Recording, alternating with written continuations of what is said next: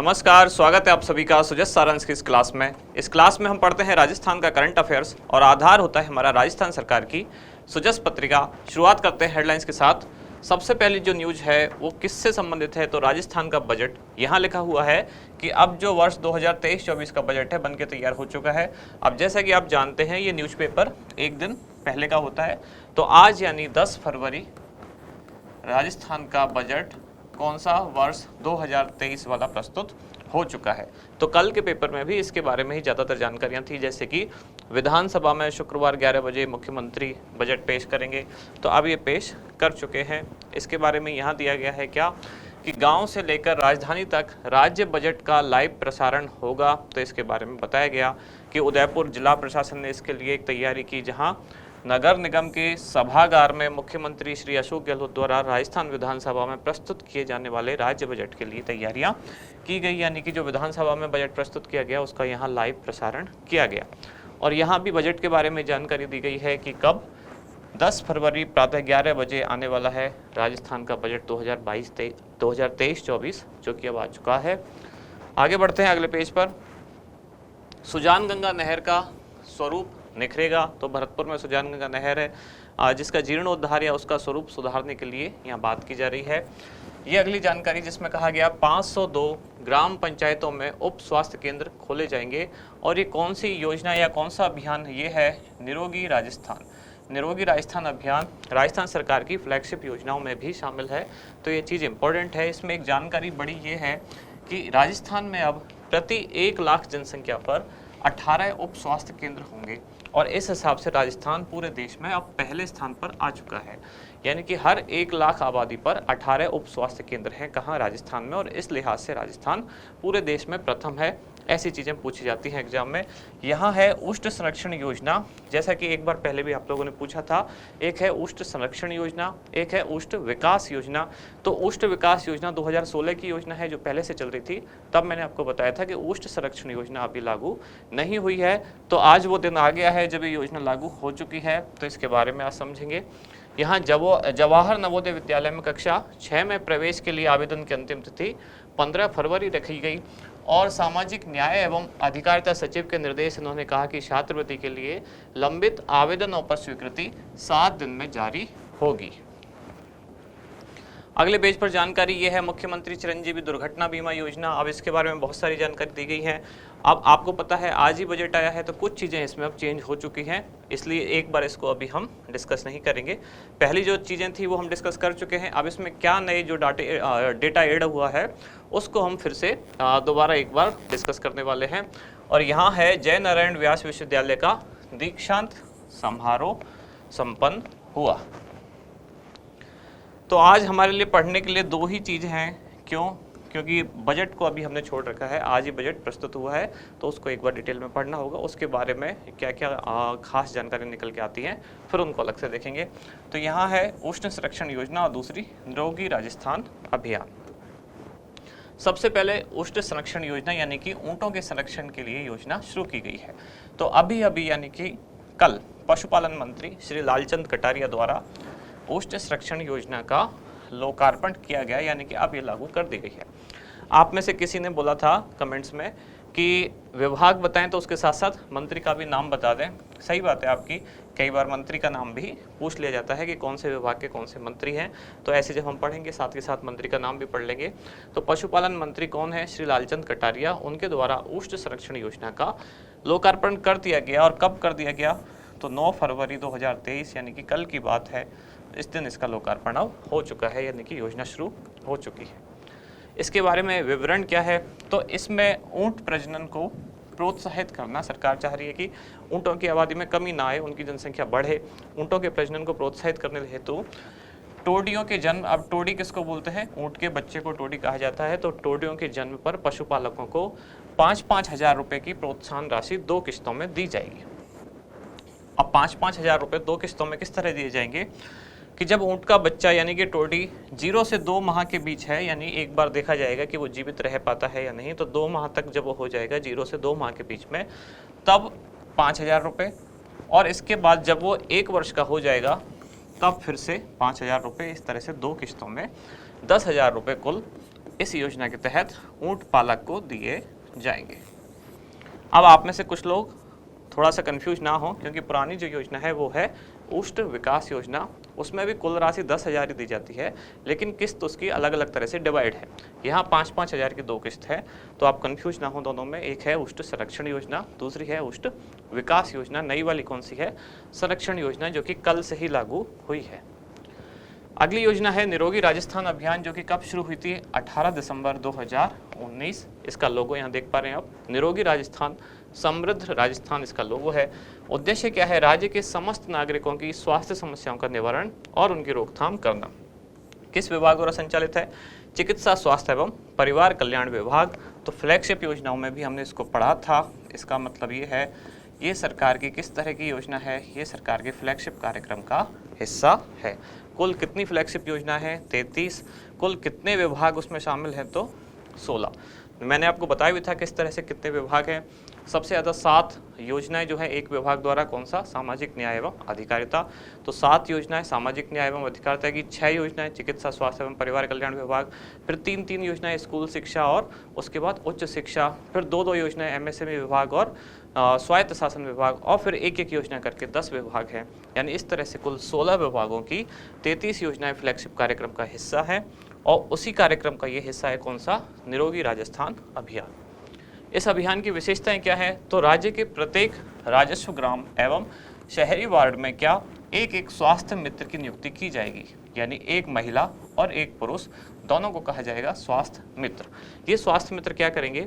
ये जनता को जागरूक करेंगे, स्वास्थ्य के प्रति जनचेतना लाएंगे, या ऐसी जो स्वास्थ्य से संबंधित कार्यक्रम सरकार के चल रहे हैं और बहुत सारे जो पात्र लोग हैं जो उन योजनाओं से जुड़ सकते हैं लेकिन उनको पता नहीं है योजना के बारे में, तो उनको वो जानकारी ये स्वास्थ्य मित्र प्रदान करेंगे। इस कार्यक्रम के तहत क्या क्या गतिविधियां होंगी? तो जैसे जनसंख्या नियंत्रण के प्रति जागरूक करना लोगों को, वृद्धावस्था स्वास्थ्य संबंधी समस्याएं और उनकी देखभाल करना, महिला स्वास्थ्य संबंधी देखभाल करना, किशोरावस्था स्वास्थ्य देखभाल करना और टीकाकरण आदि बहुत सी चीज़ें हैं जो इसमें संबंधित हैं। और भी एक आध चीज़ है जैसे कि नशा वगैरह, नशा मुक्ति, इससे यानी कि नशे की लत जो है इसको छुड़ाना, एक तरह से उनका पुनर्वास, जिसके लिए एक योजना भी संचालित है जो हमने कहाँ पढ़ी थी? अन्य जन कल्याणकारी योजनाओं में। उसका नाम क्या था? नव जीवन योजना, यानी कि नशे वगैरह से मुक्ति हेतु मुक्ति के बाद दोबारा से उन लोगों का पुनर्वास करना। अब एक खास नोट क्या है जो आज की न्यूज में इंपॉर्टेंट था, वो ये था कि हाल ही में मुख्यमंत्री द्वारा प्रदेश के कितने 502 ग्राम पंचायत मुख्यालयों में नवीन उप स्वास्थ्य केंद्र खोले जाने की घोषणा कर दी गई है। और इस तरह से ये जानकारी इंपॉर्टेंट हो जाती है कि अब प्रति 1 लाख जनसंख्या पर कितने 18 उप स्वास्थ्य केंद्र होंगे। और इसी के साथ राजस्थान पूरे देश में प्रथम होगा, यानी कि पूरे देश में ऐसा और कोई राज्य नहीं है जहां 1 लाख जनसंख्या पर 18 उप स्वास्थ्य केंद्र हो। तो राजस्थान ऐसा है, तो इसलिए राजस्थान देश में प्रथम है। आगे अभ्यास प्रश्न। हाल ही में लागू की गई ऊष्ट संरक्षण योजना के तहत ऊंट पालक को दी जाने वाली कुल सहायता राशि कितनी है? यहाँ पूछा गया है कुल सहायता राशि। ऑप्शन है आपके 5,000, 10,000, 15,000 या 20,000 रुपये। क्या है इसका उत्तर? बताएं कमेंट्स में। ये आपके लिए एक जानकारी, क्या है जानकारी कि परीक्षा से पहले एक और परीक्षा है जो कि कलाम प्री 3rd ग्रेड वाला एग्जाम देने जा रहे हैं लोग। इसके रजिस्ट्रेशन के लिए जो लास्ट डेट है वो है 16 फरवरी 2023। और एग्ज़ाम किस दिन होगा? तो एग्ज़ाम होने वाला है आपका 19 फरवरी 2023 को। रजिस्ट्रेशन की फ़ीस कितनी रखी गई है? तो 125 रुपये प्लस GST। रजिस्ट्रेशन कैसे करा सकते हैं आप? तो कलाम अकेडमी की वेबसाइट पर जाकर आप अपना रजिस्ट्रेशन करा सकते हैं। अब इसके बाद यानी कि इस जानकारी के बाद, आज की क्लास के बाद आप लोगों ने जो कुछ क्वेश्चन पूछे हैं या आपकी जो समस्या हैं थोड़ी सी उन पर बात कर लेते हैं। तो जिन लोगों ने कमेंट्स किए उनमें से जो कुछ कॉमन चीज़ें थी वो मैंने यहाँ लिख ली है। सबसे ज़्यादा लोगों ने पूछा क्या? PDF। और ये किसकी PDF के बारे में पूछ रहे हैं? तो ये फ्लैगशिप योजनाओं वाली जो मैराथन क्लास थी उसकी PDF के बारे में आप लोग पूछ रहे हैं। तो उसकी PDF अपलोड कर दी गई है, टेलीग्राम चैनल पर अपलोड है, आप जाएं आराम से देख सकते हैं। इसीलिए उसमें टाइम लगा था क्योंकि यहाँ क्लास में हमने PPT वाली फॉर्मेट में उसको देखा था। और PPT कुल कितने थे? 302 स्लाइड थी। और उन 302 स्लाइड को अभी आपके लिए जो PDF आप देखोगे तो वो एक प्रिंट वाला फॉर्मेट है जिसमें आपको पढ़ने में सहूलियत होगी, वरना इसको सीधा सीधा यानी पैनल वाली फाइल को सीधा PDF में कन्वर्ट करने में हमें तो बहुत सुविधा हो जाती, लेकिन प्रिंट निकालने में आपको बहुत असुविधा होती। 302 स्लाइड का आपको प्रिंट निकलवाना पड़ता और उसमें भी बोर्ड आता है ग्रीन, और इसका जब प्रिंट निकलता तो ये दिखता आपको ब्लैक, तो पूरे आपको पढ़ने में कोई मज़ा नहीं आता। इसीलिए थोड़ा सा डिले करके PDF को थोड़ा सेट करके अब उसको पब्लिश कर दिया गया है, यानी कि कलाम अकेडमी के टेलीग्राम चैनल पर जाकर आप उसको देख सकते हैं। दूसरी बात आप लोगों ने पूछी कि जनवरी करंट वाली क्लासेज कब शुरू होने वाली है। जनवरी करंट में यानी कि दिसंबर तक हम पढ़ चुके हैं, लेकिन दिसंबर 2022 का कुछ मैटर प्लस अब जो जनवरी 2023 है, तो इन दोनों को एक साथ कंबाइंड करके अब इसकी क्लासेज हम कल से शुरू करेंगे, यानी कि कल सुबह 8 बजे। अभी तक हमारी कुल 56 क्लासेज हो चुकी हैं राजस्थान करंट की, 56 ये प्लस एक मैराथन हुई थी जो नवंबर तक थी सेकंड ग्रेड एग्जाम से पहले 1 लाइनर फॉर्मेट में, प्लस एक मैराथन हुई है जो कि फ्लैगशिप योजनाओं की है, तो इस तरह से कुल 58। लेकिन इसमें जो सीक्वेंस चल रहा है हमारा मंथली वाली मैगजीन में, उसमें 56 क्लासेज हो चुकी है, और कल सुबह हम 8 बजे डिस्कस करेंगे जो क्लास होगी 57 राजस्थान करंट, जिसमें हम क्या पढ़ेंगे दिसंबर 2022 और जनवरी 2023 का मैटर, यानी कि दिसंबर 2022 में कुछ चीज़ें जो रह गई हैं वो, प्लस जनवरी 2023। अच्छा, ये मैंने पॉइंट इसलिए लिखा है, आप में से कल कुछ लोगों ने कमेंट किए कि वॉल्यूम कम आती है, तो अगर आपको ऐसा लग रहा है मेरी आवाज़ कम आती है, धीरे आती है, मैं थोड़ा जानबूझ के भी धीरे बोलता हूँ क्योंकि बहुत तेज़ आवाज़ फिर चुभने लगती कानों को। तो अगर आपको ऐसा लगता है ऐसी समस्या आ रही है तो मैं अपनी वॉल्यूम थोड़ी बढ़ा भी सकता हूँ। एक क्वेश्चन कल मैंने पूछा था जो कि कल की मैगजीन में ही था, गणमान्य और गण्यमान्य इनमें से कौन सा सही है, तो ज़्यादातर लोगों ने जो उत्तर दिया वही सही जवाब है, यानी कि गण्यमान्य यही सही है। ये दो शब्द हैं दरअसल, एक तरह से इसमें एक समास भी है, ऐसे हम कर सकते हैं। जैसे कि आपने सुना होगा एक शब्द होता है पूज्य और एक होता है पूजनीय, लगभग एक ही बात है दोनों की, यानी जो पूजा के योग्य है। ऐसे ही जो गिनती के योग्य है, जिसको गिना जा सके, गण्य उनको कहेंगे। और मान्य, ये मान या मान्य आप ऐसे समझ सकते हैं। तो सम्मानित लोगों में जो गणनीय है या जो गिने जाने वाले लोग हैं उनको कहा जाता है गण्यमान्य, लेकिन तद्भव होते हुए कई बार गणमान्य ऐसा लिखा होता है। तो खैर विवाद इसमें भी है, बहुत से लोग इसको भी सही साबित कर सकते हैं, लेकिन हमारा जो पर्पज है एग्जाम वाला, तो एग्जाम में यही सही माना जाता है, कौन सा, गण्यमान्य। व्याकरण का विवाद अलग है, उसमें इसको भी सही कह सकते हैं, हिंदी की दृष्टि से तो ये भी सही हो सकता है, लेकिन मेनली एग्जाम के पर्पज से गण्यमान्य ही सही है, यानी कि माननीय लोगों में, सम्मानित लोगों में आगे आगे गिनने वाले, अग्रगण्य जिसको हम कहते हैं, तो ऐसे लोग जो सबसे ज़्यादा सम्मानित हैं, जो गिनने योग्य हैं माननीय लोगों में, उनको कहा जाता है गण्यमान्य। तो ध्यान रखें, कई बार पूछा जाता है। फिर एक बहुत कॉमन क्वेश्चन आप सभी का, बहुत सारे लोगों ने पूछा कि अभी रीट वाला जो एग्ज़ाम है आपका, या फाइनल जो थर्ड ग्रेड वाला एग्ज़ाम है, उसमें कब तक का करंट अफेयर्स पढ़ना चाहिए। अब इस क्वेश्चन का एक दो को मैं कमेंट में रिप्लाई भी कर चुका हूँ, पर सही बताऊं तो इसका कोई भी एग्जैक्ट आंसर है नहीं। अगर मैं आपकी संतुष्टि के लिए कह दूं कि जनवरी तक पढ़ें, और हो सकता है कुछ चीज़ें पूछ ली जाए जो फरवरी की है, हो सकता है आज के बजट में से ही कुछ मोटी मोटी चीज़ें पूछ ली जाए, तो वो आपके साथ धोखा हो जाएगा। आप कहोगे कि हमने तो आपके कहने पर जनवरी तक का पढ़ा और पूछ लिया फरवरी का।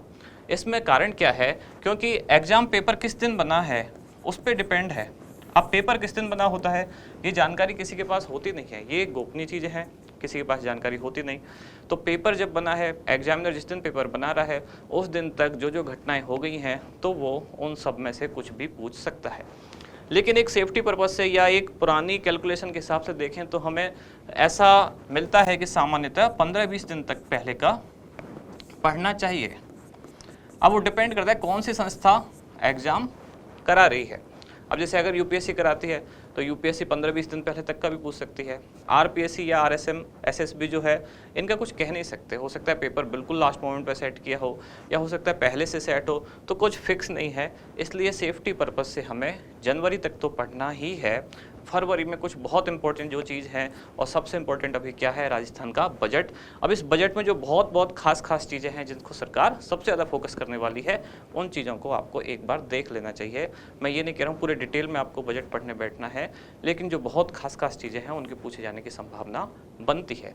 नाम पूछा जाए तो कोई बात नहीं, लेकिन पूछ लिया गया तो आपके लिए बहुत ईजी क्वेश्चन होगा, क्योंकि अभी अभी बजट आया है तो बहुत कोई खास चीज़ें तो हो सकता है एक आध पॉइंट पूछा जा सके। और लास्ट में कुछ अदर क्वेश्चंस, तो बहुत सारे लोग बहुत सारे कमेंट्स में बहुत सारे क्वेश्चन पूछते हैं। कई बार ऐसा होता है कि हर क्वेश्चन का आंसर नहीं दिया जाता, क्योंकि या देना पॉसिबल नहीं हो पाता। ऐसा नहीं है कि नहीं देना चाहते हैं, देना पॉसिबल नहीं हो पाता, क्योंकि यहाँ और भी बहुत सारे काम होते हैं, तो कई बार उनमें इन्वॉल्व होते हैं। तो आप थोड़ा पेशेंस रखें, जैसे ही टाइम मिलता है मैं कोशिश करता हूँ सबके रिप्लाई या क्वेश्चन क्लास में लेने की, ताकि अगली क्लास में उसको एक्सप्लेन कर दिया जाए। तो मेन बात क्या है जानकारी वाली, सबसे बड़ी जानकारी वाली ये है, और उसके बाद ये है पीडीएफ अवेलेबल है टेलीग्राम चैनल पर। और जनवरी वाली जो करंट अफेयर्स की क्लास है कल सुबह 8 बजे से वापस शुरू होने वाली है। तो आज की क्लास रखते हैं यहीं तक, अब मिलते हैं कल अगली न्यूज़ के साथ। धन्यवाद।